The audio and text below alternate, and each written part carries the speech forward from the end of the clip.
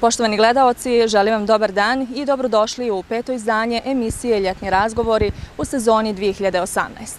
Današnju emisiju realizovat ćemo iz prelijepog ambijenta restorana Kula, koji je ujedno i naš domaćin ovog serijala. Očekuje vas pregršt zanimljivih sadržaja, a naime govorit ćemo o muzici, o likovnoj umjetnosti, zato razlog više da budete sa nama.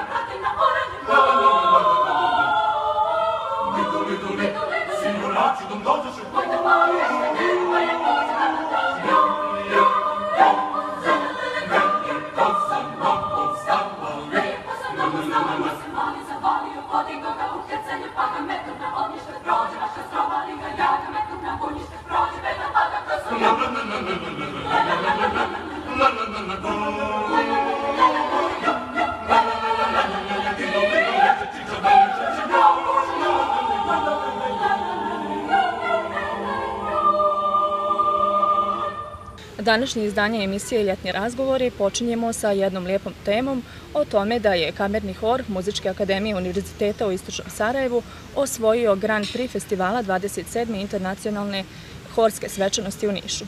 Tim povodom sa nama je i dirigent ovog hora, Rade Radović, kojim ovom prilikom i čestitke upućujemo. Hvala. Dobrodošli u Ljetne razgovore. Bolje vas našao.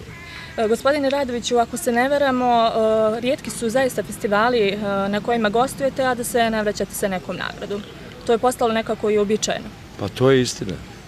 To je istina. Uglavnom se vraćamo sa tim prestižnim nagradama ili najvećim nagradama u zavisnosti koja je vrsta festivala ili takmičenja, odnosno kakve vrste nagrada oni ti festivale, odnosno takmičenja daju. Tako da je ovom prilikom, vratili smo se iz Niša gdje smo bivali i prije, također u nekim prethodnim izdanjima, sad je nešto malo izmenjenije, da kažem, po načinu nagrađivanja horova.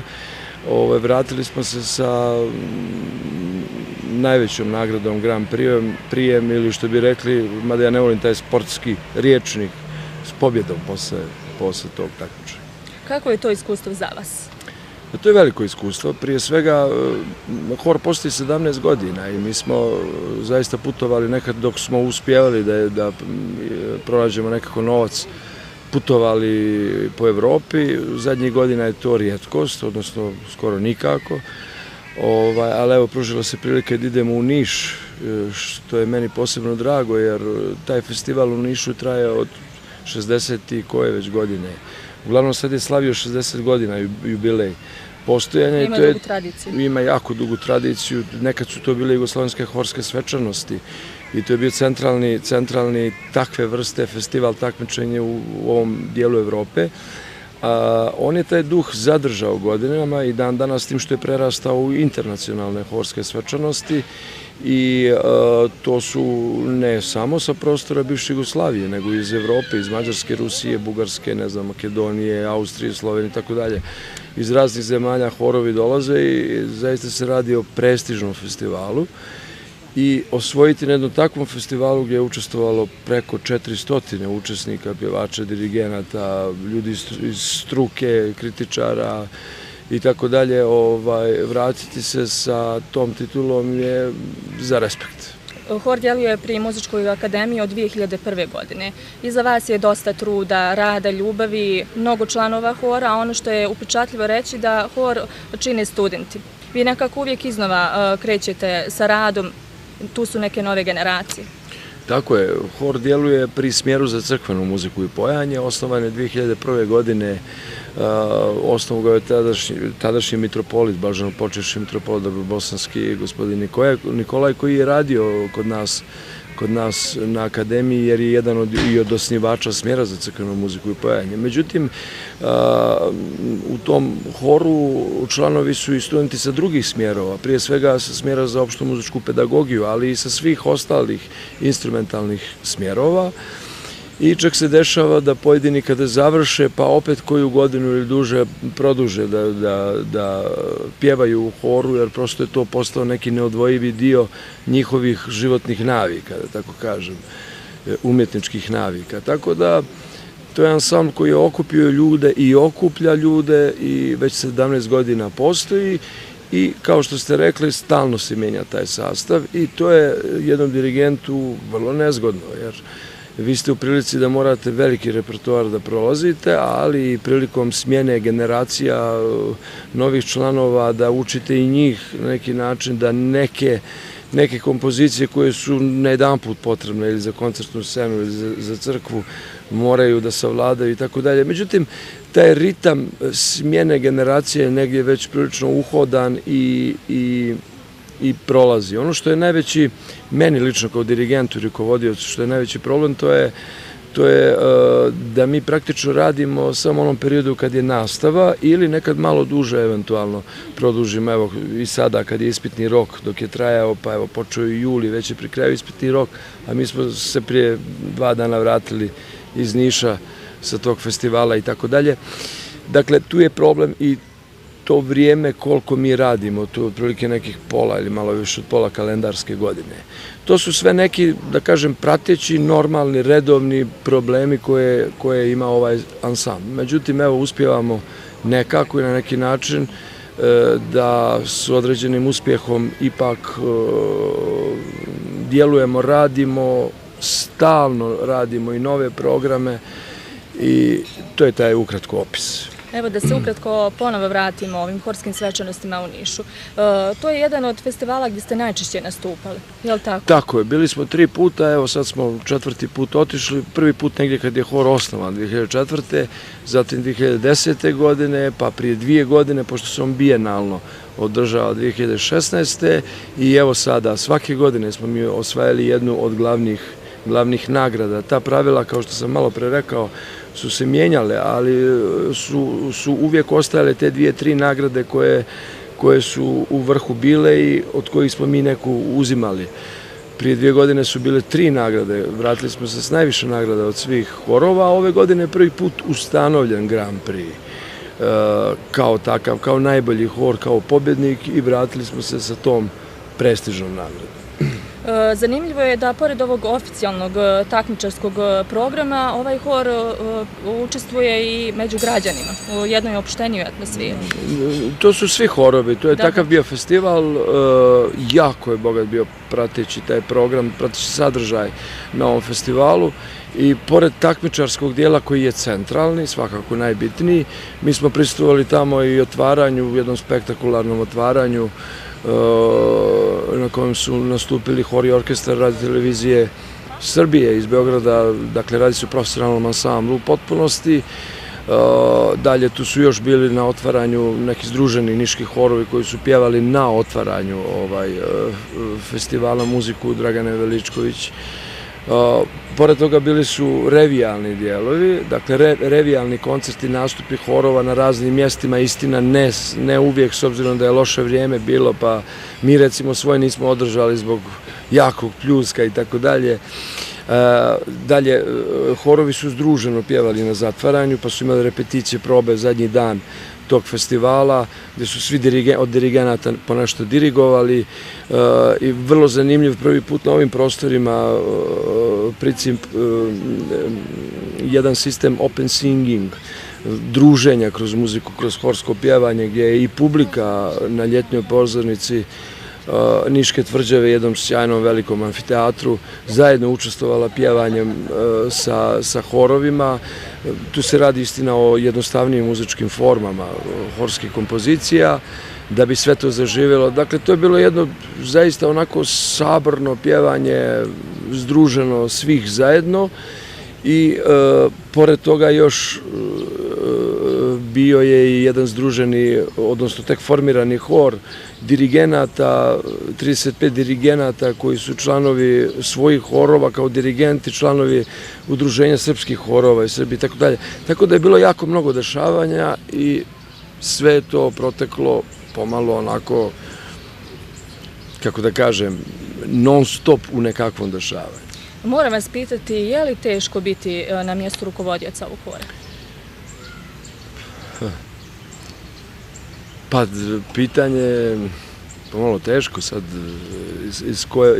iz koje perspektive dati odgovor. Kao organizatora vrlo teško, s obzirom da mi djelujemo pri akademiji, muzičkoj akademiji, univerzitetu u Istočnom Sarajevu, međutim djelujemo opet, opis našeg djelovanja i više kao da smo nekakvo nezavisno pjevačko društvo kako postoji po mnogim gradovima.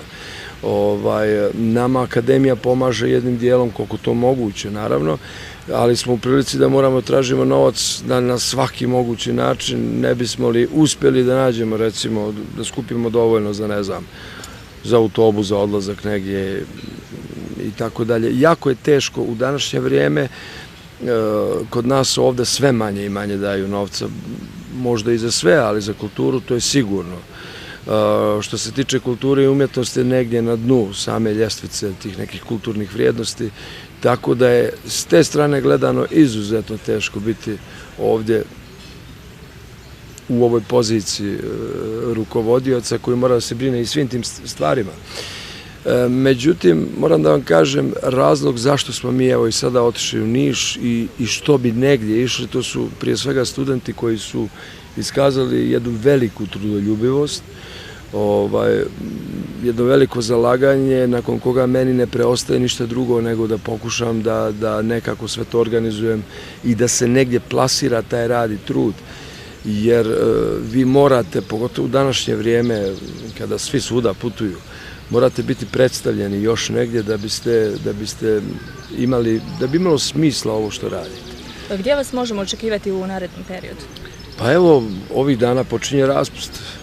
Ispitni rok se već završava, mi sa ovom obavezom u Nišu smo završili te aktivnosti horske i trebali bi negdje tamo od druge polovine septembra, oko polovine septembra da počnu probe za odlazak hora na jedan festival u Slovačku. Radi se o jednom festivalu na kojem je hor bio 2007. godine, ali su nas pozvali kao specijalnog gosta koji bi učestvovao na festivalu i još održao jedan celovečernji koncert u jednom sjajnom katedralnom zdanju u centru Košica u Slovačkoj. Naravno, to će se ostvariti ukoliko uspijemo da nađemo novac za autobus.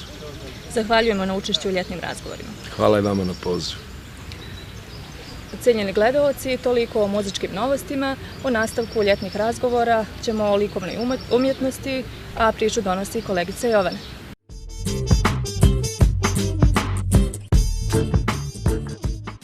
Poštovani gledaoci, ovaj put srdačan pozdrav upućujemo vam iz opštine Pale, gdje je u toku 16. međunarodni likovni saziv Art Simpozijum Jahorina 2018. godine. Tim povodom naš sagovornik je osnivač i predsjednik udruženja Lazo Savić. Dobar dan i dobrodošli u ljetne razgovore. Dobar dan, bolje vas našao. Hvala na razumijevanju. Gospodine Saviću, prošlogodišnji saziv je bio jubilarni 15. i okupio je preko 20 učesnika, što zaista zvuči impozantno. Kakva su vaše iskustva u ovih 16 godina postojanja kolonije? Pretpostavljamo da je za uspjeh neophodna najprije ljubav prema umjetnosti. Da, 2003. godine uz pomoć menadžmenta Olimpijskog centra Jahorina i njihovo razumijevanje počeli smo sa likovnom kolonijom Art Simpozijum Jahorina, kojoj je ime nadio pokojni likovni kritičar Vojislav Vujanović, i od tada, evo, 16. put sastajemo se ovdje, doduše ove godine na Palama zbog tehničkih razloga. Od 2003. godine do danas ovu koloniju je pohodilo preko 400 umjetnika iz preko 20 zemalja iz čitavog svijeta, od Japana preko ove godine došli su nam i Kinezi, Koreja, Rusija, pa onda ovamo Evropa, iz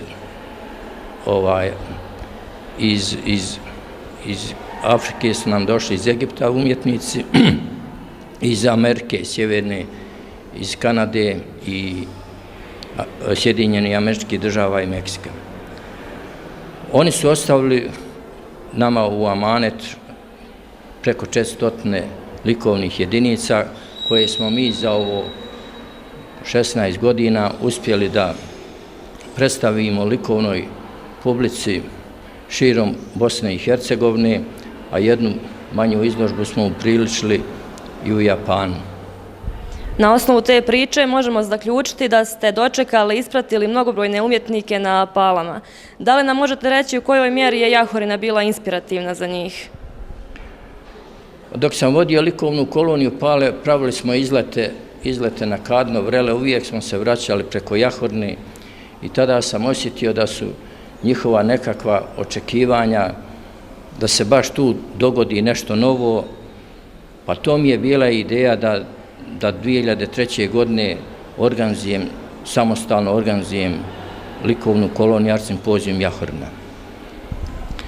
Jahorina Art Simpozijum nije nešto što samo traje tih 7 dana koliko traje kolonija, već vi priču proširite i tokom cijele godine brojnim izložbama i radovima sa kolonije.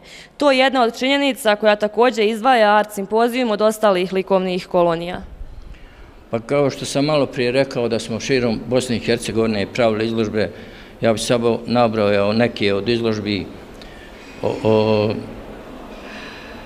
Pravili smo izložbu likovnih umjetnika iz Bugarske, koji su dolazili iz Bugarske, njih nekih možda 12-ak, a njihove izložbe smo pravili u sklopu Sarajevske zime, te u Tuzli, u Zenici, u Kiseljaku, u Foči.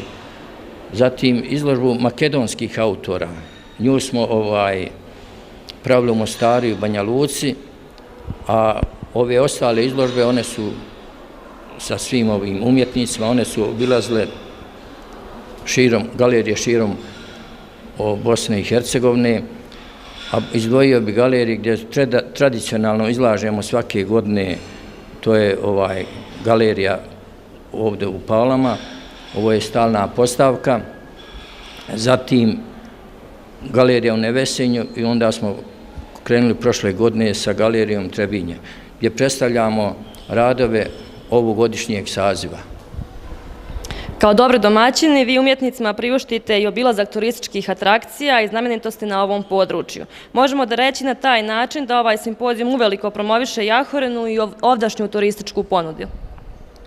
Pa da, u sklopu rada kolonije obavezno planiramo izlet u Višegrad, to je jednodnevni izlet, zatim posjeta Pećini Orlovača, onda gradu Sarajevu, Jahorini i Palama.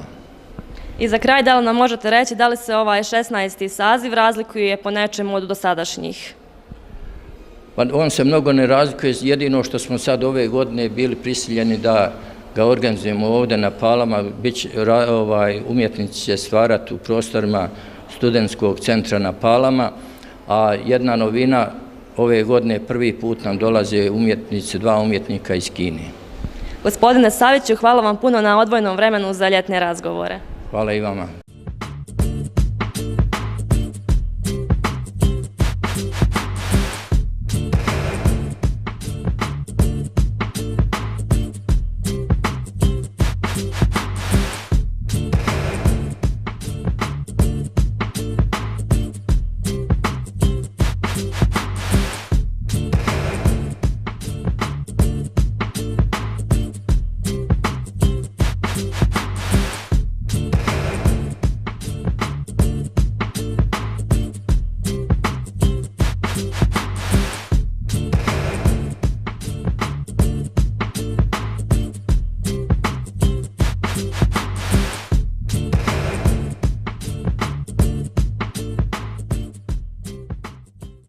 Na Palama je u galerijama lokalnog udruženja ljubitelja umjetnosti u toku likovni sabor 2018. na kojim učestvuje 17 umjetnika iz Republike Srpske i Republike Srbije. Sa nama je predsjednik udruženja Goran Šini. Dobar dan i dobro nam došli u emisiju. Dobar dan, bolje vas našao. Već 6. put je organizovan ovaj sabor i o kakvoj atmosferi protiče, to jest šta očekuje slikare u vidu nagrade? Pa ovo je 6. sabor, tako da već, izvinjam se, tako da već suštinski znamo da će biti atmosfera potpuno ležerna, lijepa i druželjubiva prije svega. Što se tiče nagrada nas očekuju koji svake godine 2 nagrade. Jedna je, mi to zovemo stručna nagrada, a to je nagrada koju biraju umjetnici koji učestvuju na koloniji. Biraju najbolju sliku koju su donijeli iz ateljeja. Naime, obaveza svakog, naime obaveza nego prepozicije su takve da svaki slikar donese jednu sliku iz svog ateljeja i posle 3-4 dana kolonije pravimo izložbu i oni biraju najbolju sliku i mi to zovemo stručno odbiranje, za razliku znači od nagrade koje biraju udruženje ljubitelja umjetnosti, to se mi malo naravno šalimo, amatersko biranje. Elem, prva nagrada je nagrada od 200 € i slikarsko pismo, a ova druga isto tako nagrada do 200 € i jedna plaketa koja je faktički u vidu zahvalnice. Karakteristika samog sabora jeste taj zadnji, ili to je predzadnji dan, mi ga zovemo Montmartre na Palama.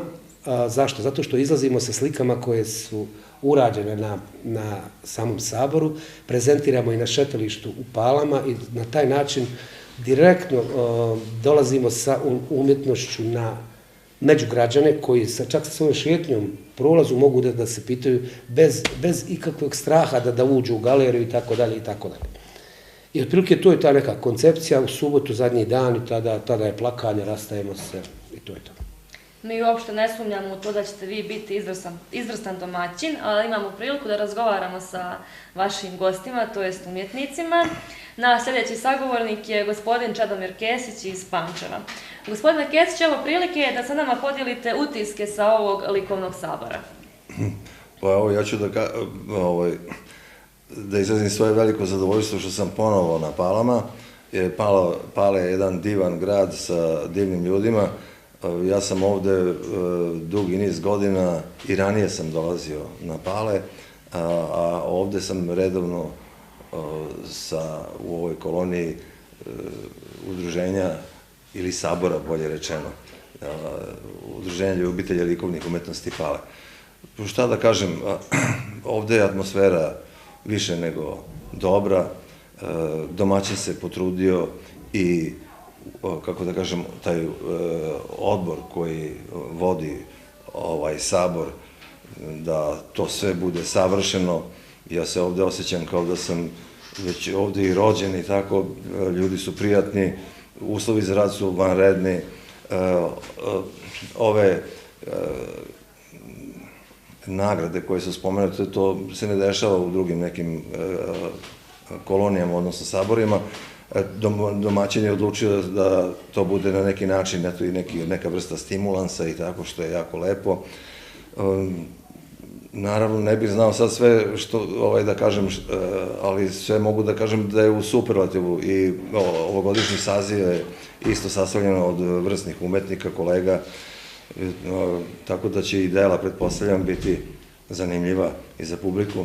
Ono što je takođe lepo i dobro osmišljeno, to je taj susret sa građanima grada Pala, taj, naravno, događaj gde mi izlažemo svoje slike na trgu, ne znam sad gde će to biti ove godine, naravno, iako nam dozvoli vreme, i kontakt sa ljudima, sa građanima, što je jako bitno. Građani treba da znaju šta se dešava u njihovom gradu. Pale mora da ima te kulturne sadržaje, kao što je galerija, kako se zove, izložbe, i nadam se da će to u nekom narednom periodu da dobija sve veći i veći značaj, jer kad god dođem na Pale, ja uvek vidim nešto novo, nešto lepo, i vidim da Pale postoji sve, kako se zove, veći i lepši. Vidim da ljudi promišljaju i da grad izgleda sasvim, kako da kažem, sve bolje, i o tome pričam s ugrađenima u Pančevu. Eto, toliko, mislim, mogo bi još da pričam, ali... Mislim, zaista nadam da će u budućnosti biti sve bolje i bolje. Da, sigurno, to ne sumnjam u to, zato što ovde ljudi razmišljaju zdravo. A boraveći ovdje, da li ste već izabrali neke motive koji će u narednom periodu biti u fokusu vašeg rada? Ja sam se uvijek trudio da, pošto ovde dugo godina dolazim, ja sam već imao neke skice i crteže na osnovu kojih gradim sliku kao predložak, i ranije godina sam pravio slike na osnovu tih podataka. Ove godine sam odlučio da donesem nešto iz svog grada, a to su neki brodovi sa reka Dunava i Tamiša i to ćete vidjeti kako se zove na izložbi i nadam se da će to biti zanimljivo. Dakle, ovde postoji određena vrsta slobode, da nije obavezno da se baš nešto uradi neki pejsaž sa Pala, jer taj pejsaž uvek može da podsjeća na gledalca na neki drugi, ali mislim, u svakom slučaju priroda je ovde veoma inspirativna i ima zaista mnogo motiva koji mogu da inspirišu, da, kako da kažem, isprovociraju umetnika da napravi veliki broj slika. Tako da tu čovek ne može da ostane ravnodušan. Ali ja sam odlučio ove godine da pokažem nešto iz kraja odakle dolazim. Mi vam želimo puno uspjeha u daljem radu i da ti slika bude još pregršt, mnogo i sve najbolje. Jeste, da, to je jako bitno. Slike inače provociraju i druge vrste umetnosti, dramske, muzičke i tako dalje, tako da će ovde na Palama postoji muzička škola, valjda srednja, ne znam koja, i to, sećam se, ranije godina su se pojavljivali mladi ljudi koji su ili svirali na nekim instrumentima, ili su to bile pevačke grupe, što je jako lepo i to treba sigurno da se neguje, i jako je to dobro. Tako da slike lepo korespondiraju sa ostalim granama umetnosti. Gospodine Kesiću, hvala vam. A evo prilike da u ljetnim razgovorima pozdravimo gospodina Radula Boškovića iz Novog Sada. Gospodine Boškoviću, šta za vas predstavlja učešće na ovogodišnjem saboru u Palama? Prvo, prvi sam put na Palama u ovom kraju, drugo, sam doček domaćina, nismo se poznavali za razliku od kolege Kesića koji je već starosedioc ovde i može bolje utiske da prenese. Ja mogu samo prvi utisak da prenesem. Doček je bio prosto srdečan kao da se znamo 100 godina. To je ono što je otvorilo vrata. Drugo, sam proces pozivanja je izuzetno, kako da kažem, i gospodstven i kurtoazan bio sa pozivnicom, sa prvo pregovorima, razgovorima, sa pozivnicom zvaničnom, a i naravno par prijatelja koji su ovde već dolazili su mi na neki način savjetovali obavezno, idi, vidjet ćeš, nećeš se pokajati. O tom ovako malo formalno, a u suštini kad sam došao, iz časa u čas događalo se sve spontano, prirodno, domaćinski, upoznali smo se, nadam se i za buduće postali veliki prijatelji, pošto se razumemo i u raznim temama, ne samo u vezi umetnosti. Taj utisak prvi ne treba više ni ilustrovati, prosto ja se nadam da ćemo nastaviti ovo drugovanje, saborovanje i sledeće godine, pa ćemo imati i dalje, kako budu mogućnosti u smislu koncepta, da će on biti da se pozivaju ponekad isti umetnici ili će se praviti koncept da se što više umetnika dovede. Ja sam za ovu prigodu doneo jednu sliku koja je iz mog nekog manira, figurativu radim pretirano, volim ja i pejsaž, ali nekako ležim, ja u teatru radim godinama, tako da ta iskustva, ta inspiracija figurative je na neki način vezana i za delatnost kojom se tamo bavim. I zato ja sam doneo takvu jednu sliku, a ovdje sam priredio neki mali kompromis, s obzirom da sam figurativac, a ponekad se bavim i nekim simboličnim plodovima razne vrste, ja sam tu napravio jednu simbiozu, tako da je uz jedno malo raspitivanje insajdersko, tako i uspitanje šta ovde uspeva hoće. Tako, spremio sam se bio da radim dunje. Međutim, dunje su tu nekako uz neku intimnu negu pojedinaca i sve to lokalna voćka, a sama šljiva je ovde mnogo rasprostranjenija i to mi je na neki način dalo light motiv da inkorporiram u sliku taj detalj, odnosno da tu simbiozu napravim tog nekog Edena ili ti rajskog vrta koji je univerzalna priča. To se i desilo. A pored dunje, pored šljive, da li postoji još neki motivi koji su posebno zaokupili vašu pažnju dok ste boravili tu? Pa, pošto nisam, kako da kažem, nisam slikar koji pejsaž preferiram preterano, ali ponekad se bavim time, izazove me pa nekako upustim se u tu avanturu, ali ljudi su ovde najveća inspiracija u stvari, znate, da vas opuste, da vam atmosferom i jednom prostosrdačnošću i prostodušnošću, kako da kažem, ljudskošću, obezbede ambijent u kome ćete raditi, da li svoj motiv, da li će vas nešto ponukati. Kažem, prvi put sam ovde. Malo nas je kiša omela da ne mogu da, kako da kažem, doživim ovaj pejsaž, ali sama nadmorska visina, sam planinski ambijent i to je sigurno inspirativno, kažem, to ćemo za buduće. Mi se iskreno nadamo da će vaša saradnja u budućnosti biti tako dobra i svima vama zahvaljujemo na odvojenom vremenu za ljetne razgovore i želimo puno uspjeha u budućem radu. Svako dobro. Hvala.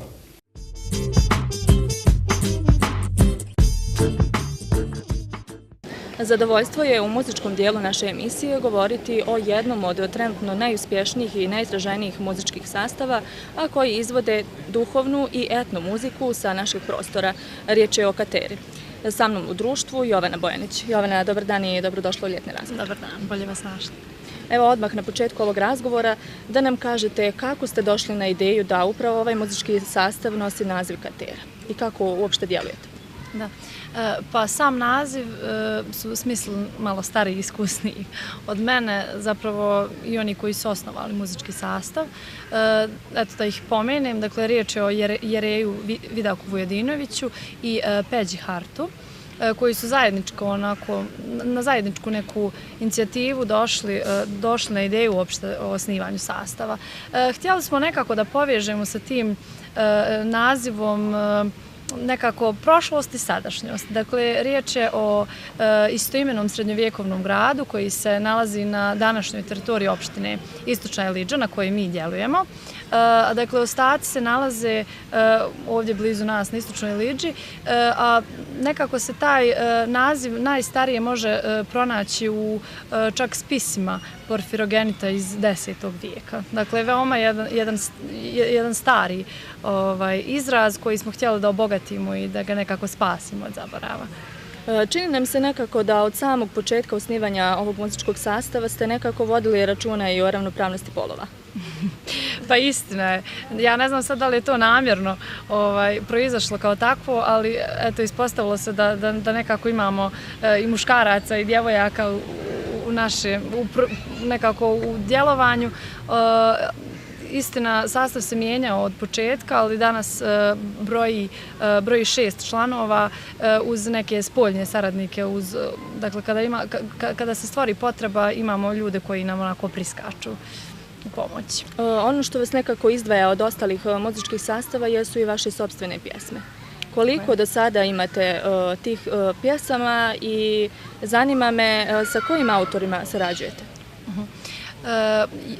Jedan od najvećih projekata koji smo radili jeste istoimena pjesma Katera. Za nju smo snimili spot, upravo i na ovoj lokaciji. Da. Dakle, to je jedan od najvećih projekata. Snimili smo, imamo još jednu pjesmu koja pripada više redu Sevdalinki. Riječ je o pjesmi Savka Čemeđinka. I imamo sada u planu da snimimo spot uskoro za jednu novu pjesmu, neka ona ostane mala misterija. Ali sve u svemu imamo neki plan da možda čak i do kraja ove godine to sve objedinimo u album. Veoma često nastupate, publika vas sa zadovoljstvom je prihvatila i sluša vaš repertoar, je li tako? Tako je, pa evo za početak ovdje smo se nekako stacionirali odakle i potičemo. Čulo se zaista za nas i van granica Bosne i Hercegovine. Na samom smo opet, ja moram reći početku, mi smo osnovani 2016. godine i trebalo je tu vremena da mi profilišemo sebe u kakvom zaista smjeru želimo da djelujemo, u kakvom zvuku želimo da budemo čuveni. Tako da smo, moram reći, taj put pronašli i onako zajedničkim snagama radimo na tome. Malo pre ste pomenuli da ste objavili jedan TV spot, zvanično TV spot. Zanima me na kojoj lokaciji ste snimali, da nam otkrijete neke detalje. Da, spot smo snimali na teritoriji opštine Kalinovik. prije svega.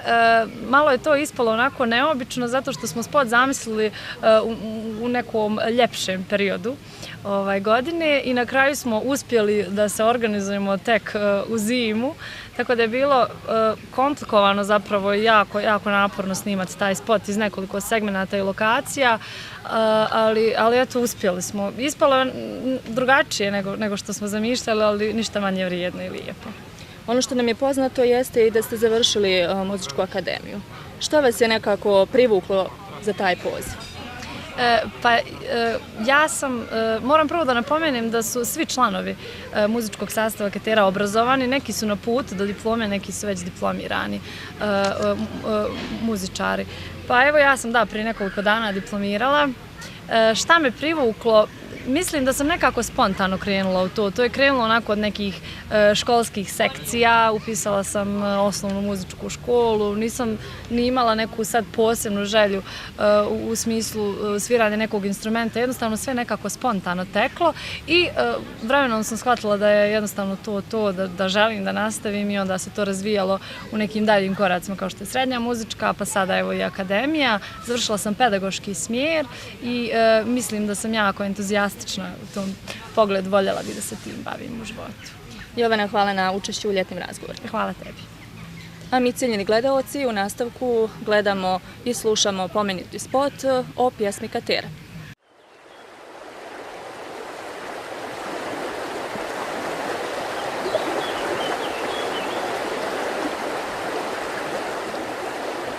Željeznica teče kroz zlatnu dolinu, a Katera spava do jutarnjih zvona. Miloše moj, kradem ti tišinu i sa vjetrom pjevam ispod tvog balkona. A nek se zna, neka se čuje, 1000 dugih godina, nek dobožan gradski objavljuje da princeza voli sina Protina. Nek dobožan gradski objavljuje da princeza voli sina Protina. Miloše moj.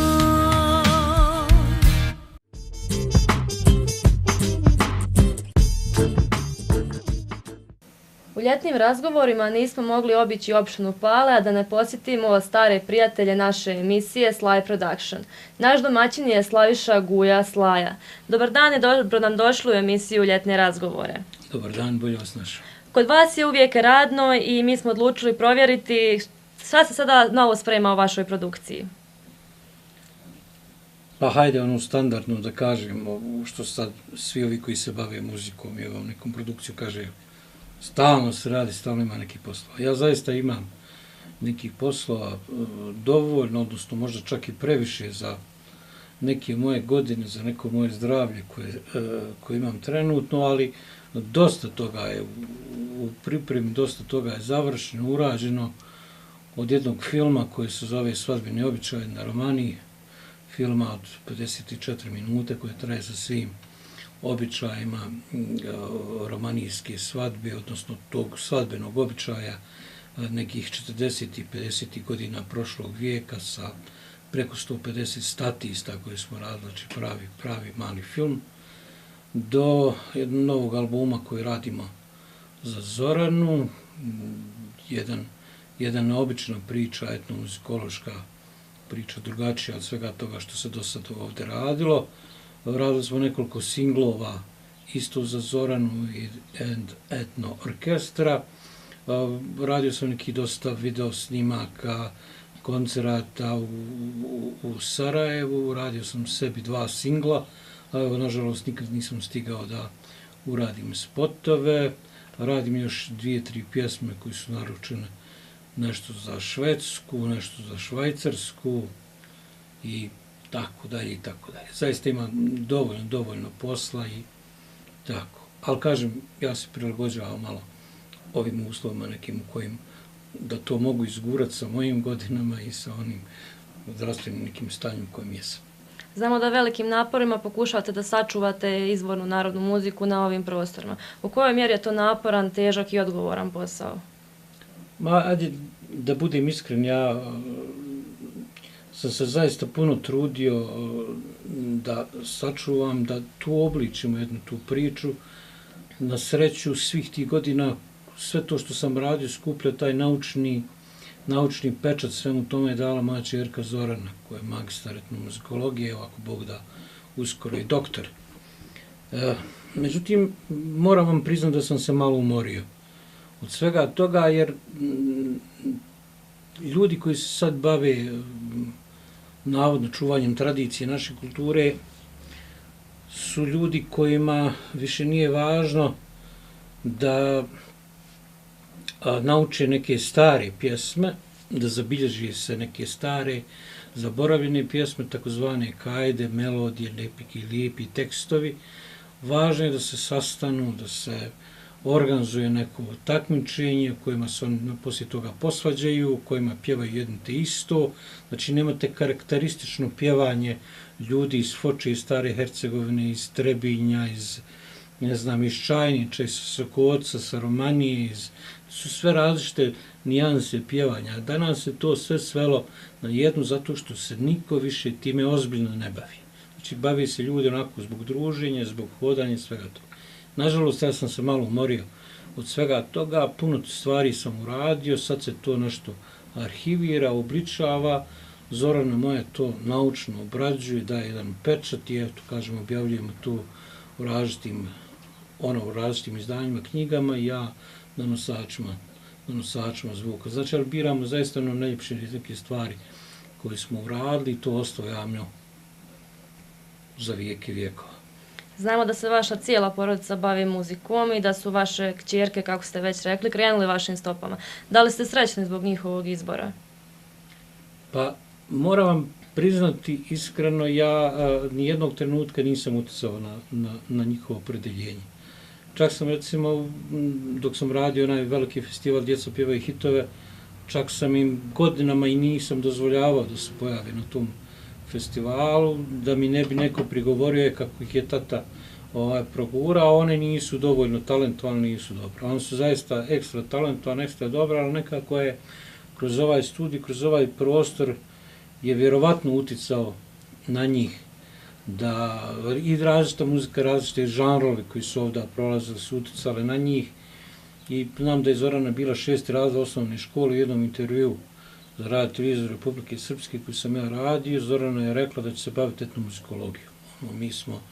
Nikome ništa nije bilo jasno. Na sreću one su to izabrale same. Znači Zorana, evo, magistar etnomuzikologije, jedini na ovom kraju. Ivana je prva godina Muzičke akademije u Istočnom Sarajevu, evo ako Bog da je završava na vrijeme, tu prvu godinu, tako da su one bez ikakvog zaista mog uticaja ili moje supruge na svu tu priču, oni su to izabrali. Meni je drago i ja sam jednostavno tu da im malo prokrčim taj put, da ne moraju prolaziti ono što sam ja morao prolaziti. I na kraju ne moraju se baviti na onaj način muzikom na koji sam se ja bavio. A ja da bi preživio, da bi prehranio svoju porodicu, da bi svoju porodicu obezbijedio normalan život, ja sam morao da radim sve. Znači od narodnjaka, zabavnjaka, izvornih pjesama, da govorimo o snimanju, a o svirkama da ne govorim. Tako da eto, ponosan sam na njih što su krenule u tu priču, što su izabrale muziku, jer mislim da je muzika najljepša stvar na svijetu koja se čovjeku može desiti kao profesija, a da pri tome možete da živite od muzike. To je ovako lijepa stvar. i mi im želimo mnogo uspjeha u budućem radu. A znamo da ste vi na estradnoj sceni prisutni preko 30 godina. Bili ste muzičar, pjevač, kompozitor, tekstopisac, producent. U kojoj ulozi se najbolje snalazite i najprijatnije osjećate ili pak uživate u svemu podjednako? Pa ja sam, i to vam moram priznati, cijelog života, ili na početku te neke moje karijere, sam želio samo da budem dobar svirač, odnosno dobar zabavljač. To mi je bilo onako, neki kantautor, time sam se bavio dugo godina.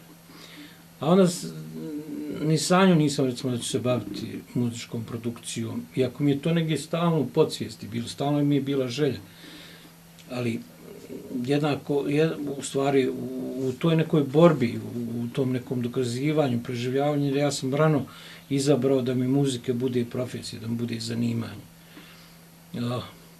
U svemu tome, znači, ja sam se zaista tražio godinama, igrom slučaja se desile neke stvari da sam ja počeo da pravim muziku za neke druge ljude, pišem neke tekstove za neke druge ljude. To se pokazalo uspješnim i onda negdje pred kraj rata ja sam imao tako tih malo većih, žešćih zdravstvenih problema i su mi ljekari rekli da se više neću moći aktivno baviti pjevanjem. Jednostavno to me usmjerilo u ovaj producentski, aranžerski ili autorski dio i moram reći u ovim godinama u kojima sad jesam da se nekako najljepše snalazim u ovom mom prostoru gdje je ograničen broj ljudi dolazi. Malo sam se umorio, kažem, od tih koncerata, od tih svirki. Sad evo i ove koncerte koje radimo sa mojom ćerkom Zoranom, radimo te male kamerne prostore, lijepe prostore gdje nema puno ljudi, a gdje jednostavno možete donesete emociju i pritom je da vam niko ne sjedi iza vratom. To je neka atmosfera koju se ja, a kažem ovdje, među ova 4 zida se zaista najljepše osjeća. A kakvi su vaši daljni planovi? Je li avgust mjesec nastupa ili ipak mjesec odmora? Pa ovaj mjesec je radan, ja nisam skoro 3 mjeseca ništa radio, imao sam, rekao sam, tih nekih zdravstvenih problema, sad se toga nagomilalo puno i morat ću raditi, tek negdje krajem avgusta ću otići ponovo na odmor. Mi vam želimo puno uspjeha i u budućem radu i svim vašim planovima i hvala vam puno što ste odvojili vrijeme za ljetne razgovore. Hvala vama na ovom posjetu, na ovom malom kratkom intervju i dobrodošli ste uvijek. Hvala vam najviše. Hvala vama.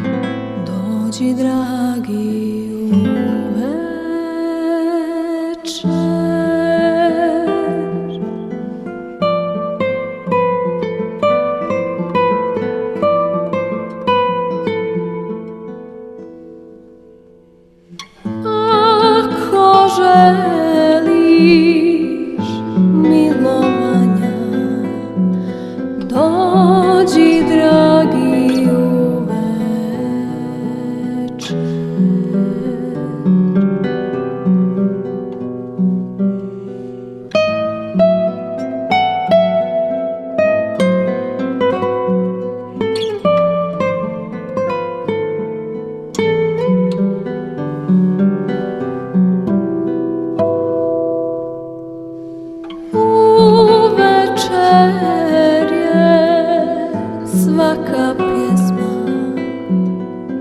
mome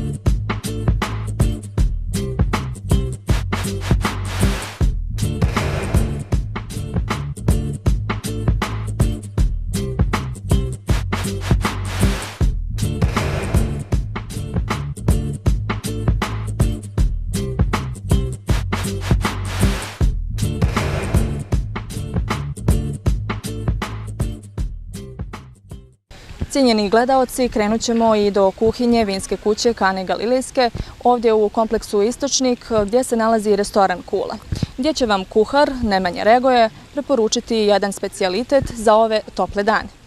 Dobar dan, lijep pozdrav iz restorana Kula, vinska kuća Kana Galilejska.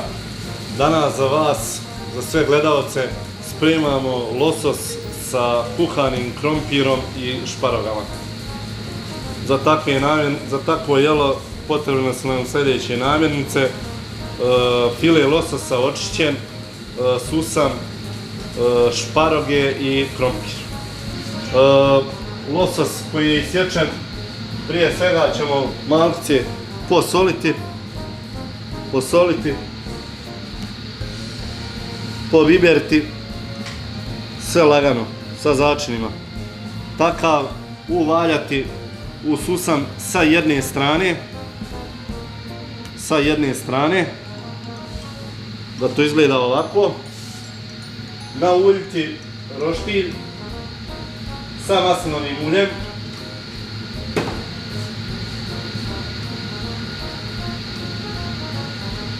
Peći sa strane koju smo uvalili sa susanom.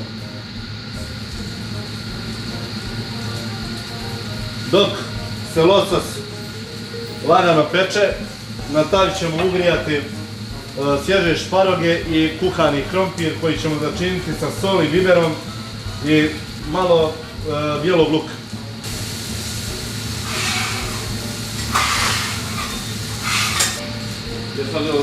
Losos začinjavamo znači sa malo soli, malo bibera, malo maslinovog ulja.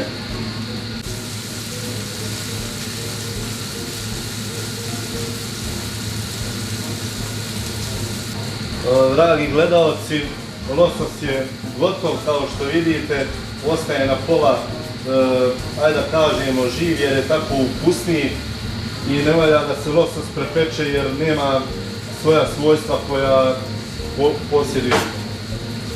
Idemo ka načinu serviranja, stavljamo kuhani krompir i šparoge. Šparoge ne trebaju previše da se dinstaju jer gube na svojstvu. I sad stavljamo naš losos koji je divno pečen, zlatno žute boje. Susan je dobio divnu boju. Dekorišemo jelo naravno.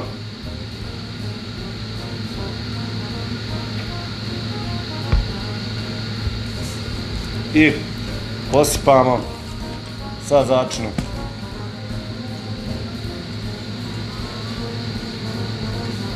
Za vas je ovo bio današnji prijedlog. Veliki pozdrav iz restorana Kula, Kana Galilejska vinska kuća. Hvala i prijatno.